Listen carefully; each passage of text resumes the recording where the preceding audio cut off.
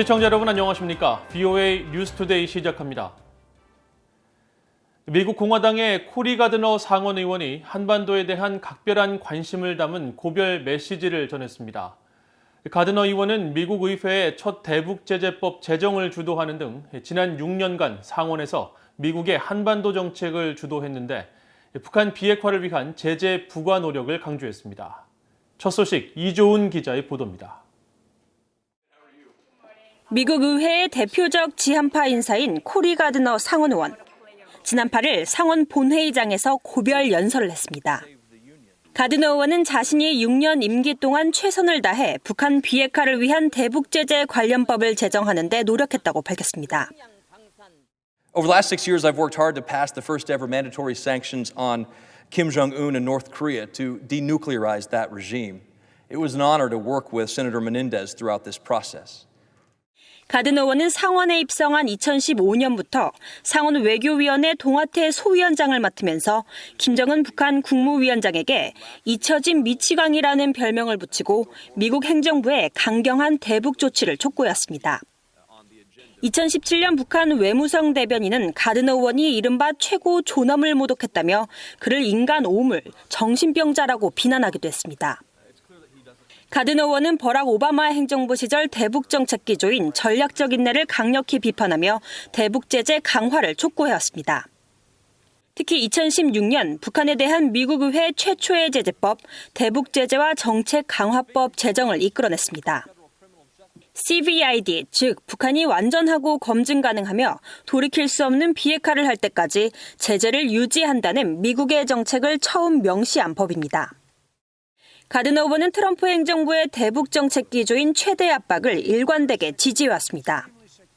싱가포르 1차 미북 정상회담 이후에는 최대 압박 완화를 우려하며 한국과의 연합 군사훈련 재개와 추가 제재 부과 등 완전한 복원을 트럼프 행정부에 촉구해왔습니다.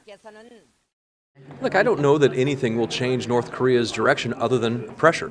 When North Korea felt the bite of sanctions at their highest and most maximum enforcement, North Korea was started to engage. 공화당 내 대부분의 의원들이 트럼프 행정부와 보조를 맞췄을 때도 가드너 의원은 북한과의 대화를 중단하라고 촉구했습니다. It's clear that the North Korean regime was ill-prepared to come through with the promise that they had made at Singapore, that they are not prepared yet for denuclearization, a promise that Kim Jong-un made in Singapore and has reiterated multiple occasions. 지난 11월 상원 의원 선거에서 패한 뒤 승리한 상대 민주당 후보를 위해 콜로라도 주민들이 단합해야 한다고 했던 코리 가드너 의원. 올해를 마지막 임기로 의회를 떠나는 가드너 의원이 이루지 못한 과제는 추가 대북 제재 법안 리드 액트의 의회 통과입니다. Congress ought to continue to pass things like the LEAD Act, my legislation to fully enforce economic embargo of North Korea, and why the White House ought to continue its pressure of maximum. 가드너 의원은 대북 제재와 더불어 미한 동맹 강화를 위한 입법 활동의 중심에 서 있었습니다. 내년부터 상원에서 가드너 의원의 역할을 누가 이어가게 될지 주목됩니다. VOA 뉴스 이조은입니다. 북한이 역점 사업으로 추진하던 원산 갈마 해안관광지구가 개장 목표보다 8개월이 지났지만 여전히 완공 소식을 내지 못하고 있습니다. 북한 경제 전문가들은 북한 체제의 근본적인 모순을 지적하며 북한이 끝내지 못한 건설 프로젝트가 많다는 점을 강조했습니다. 함지하 기자가 취재했습니다. 북한 원산 갈마 해안관광지구를 촬영한 구글어스의 위성사진입니다. 약 5.5km에 이르는 해안가를 따라 번듯한 고층 건물들이 세워져 있고 건물 주변 도로들은 조경까지 끝낸 모습입니다. 그러나 좀 더 자세히 들여다보면 여전히 공사가 진행 중인 곳들이 발견됩니다. 건물 옥상 철골 구조물이 덮이지 않은 상태로 있거나 외벽 공사가 절반만 끝난 듯 공사가 마무리된 곳과 확연한 차이를 보이는 곳도 있습니다. 전문가들은 건물들의 내부 공사 또한 아직 끝나지 않았다고 분석하고 있어 원산 갈마 해안 관광지구는 최종 완공까지 시간이 더 필요한 것으로 보입니다. 북한의 이 관광지구 완공 목표 시점은 2019년 10월. 그러나 김정은 위원장은 완공 시한을 6개월 미뤄 올해 4월 15일로 연기했었는데 이후 8개월이 지난 시점까지도 공사를 못 끝낸 겁니다. 속도전으로 건설하지 말고 공사 기간을 6개월간 더 연장하여 다음해 태양절까지 완벽하게 내놓자고. 북한이 목표 시한 내 공사를 끝내지 못한 곳은 또 있습니다. 평양종합병원의 경우 당 창건일인 지난 10월 10일이 완공 목표일로 지시됐지만 북한 전문 매체 38로스가 공개한 지난 10월 22일자 위성사진에는 병원의 외장 공사가 여전히 진행 중이라는 사실을 알 수 있습니다. 북한과 중국 사이를 연결하는 신압록강 대교의 경우도 지난해 말부터 북한 측 도로가 연결되고 올해 초에는 세관 추정 건물 부지에서 대규모 굴착 작업이 시작됐지만 이 공사는 현재 중단된 상태로 남아 있습니다. 이런 상황은 신종 코로나 바이러스의 여파이기도 하지만 북한 체제의 근본적인 모순이 그대로 드러난 문제점으로 지적됩니다. 북한 경제 전문가인 윌리엄 브라운 미국 조지타운대 교수는 북한 체제가 통제 경제라는 비효율적인 체제로 운영되면서 북한 전역에 제대로 끝마치지 못한 건설 프로젝트가 많다고 지적했습니다. It's kind of the way they've always operated. They have these crash programs to build something, and sometimes they get it done, but often they don't. So the country has a lot of unfinished projects all over the place. It's part of the whole inefficiency of that command economy system. 브라운 교수는 북한 같은 계획 경제는 시장 경제와 달리 돌발 상황에 대처하는 능력이 부족하다며 신종 코로나 바이러스 사태 속의 북한 체제의 취약성은 더 심각하게 드러나고 있다고 진단했습니다. BOE 뉴스 함지아입니다. 세계 인권의 날을 맞아 미국 정부와 의회가 인권 증진을 위해 싸우는 사람들과 함께할 것과 북한 정권의 인권 유린 실태에 대한 책임을 물어야 한다고 밝혔습니다. 마이크 폼페오 국무장관은 세계 인권의 날인 10일 성명을 통해 오늘 미국은 1948년 세계 인권 선언에 의해 보장된 권리와 자유를 기념한다고 밝히고 오늘날 미국은 권리를 위해 싸우는 사람들과 항상 연대하겠다는 우리의 약속을 재확인하며 모든 나라들이 우리 모두가 소중히 여기는 인권을 지킬 것을 촉구한다고 강조했습니다.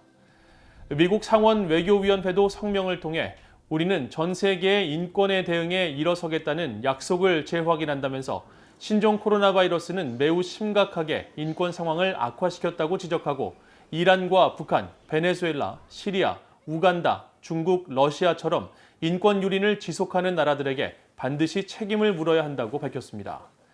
또 북한에 대해서는 인권 상황이 혐오스럽다며 북한 정권은 자국민을 노예로 만들고 고문과 세뇌를 하거나 부당하게 감금하며 사회 모든 수준에서 억압을 하고 있다고 비판하면서 북한 정권에 책임을 물어야 한다고 밝혔습니다.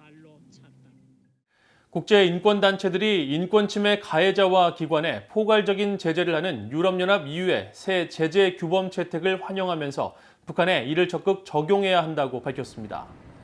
영국에 본부를 둔 세계 기독교연대 벤 로저스 동아시아 담당 선임 분석관은 10일 BOA에 새로운 인권 제재 체제가 전 세계 독재자들에게 경종을 울릴 것이라며 북한 정권은 특히 세계에서 가장 억압적인 정권이기 때문에 유럽연합이 김정은 독재 정권에 즉각 인권 제재를 가해야 한다고 밝혔습니다. 또 미국 뉴욕에 본부를 둔 휴먼 라이츠 워치의 필 로버트슨 아시아 담당 부국장도 BOA에 유럽연합의 금융망 접근을 금지하는 이번 인권제재 체제는 북한 엘리트들이 김씨 정권 유지를 위해 애쓰는 과정에서 고통을 심화시킬 것이라며 북한은 수많은 군부와 정치 관리들이 중대한 인권 탄압에 연루돼 있기 때문에 제재의 주요 표적이 될 수 있다고 지적했습니다. 영국 런던에 본부를 둔 국제 앰네스티는 북한 정부가 암울한 인권 기록을 개선하기 위해 국제사회와 협력하도록 압박하면서 국제 사법체계 회부 등을 통해 해결해야 한다고 BOA에 밝혔습니다. 앞서 유럽연합은 지난 7일 대량 학살과 반인도적 범죄, 고문, 국민의 노예화, 강제 실종 등 중대한 인권 범죄를 저지르는 개인과 기관들을 겨냥해 여행 금지와 유럽연합 내 자산 동결 등 금융망 접근을 금지하도록 하는 세계 인권 제재 체제를 채택해 승인했습니다. 미국 전략사령부가 죽음의 백조로 불리는 미국 공군 최신 전략폭격기 B-1B 랜서 외부에 장착한 원거리 공대지 미사일 발사 시험에 성공했다고 밝혔습니다. 미국 전략사령부는 9일 보도자료를 통해 지난 4일 미국 뉴멕시코주 홀로만 기지 상공에서 실시한 B-1B 폭격기의 원거리 공대지 미사일 발사 시험에서 기체 하단에 장착된 비활성 미사일이 발사 후 지상 표적에 정확히 명중했다고 전했습니다. 기체 바깥에 장착된 원거리 공대지 미사일은 반사 면적이 작은 특성 때문에 레이더 감지가 어려운 스텔스 미사일로 분류되며 위성 항법 시스템 GPS와 적외선 유도를 통한 정밀 유도 폭격이 가능한 데다 유효 사거리가 약 1000km에 달하는 것으로 알려졌습니다. 미국 전략사령부는 앞서 지난 11월에 원거리 공대지 미사일의 폭장량 확충 시험을 성공적으로 진행했다고 밝혔으며 전문가들은 직접적인 영공 침투 없이 일본 근해 태평양 상공에서 북한 주요 시설을 타격할 수 있어 북한에도 시사점이 크다고 평가한 바 있습니다. 북한 주민들의 사망 원인 1위가 뇌졸중이라고 세계보건기구 WHO가 추정했습니다.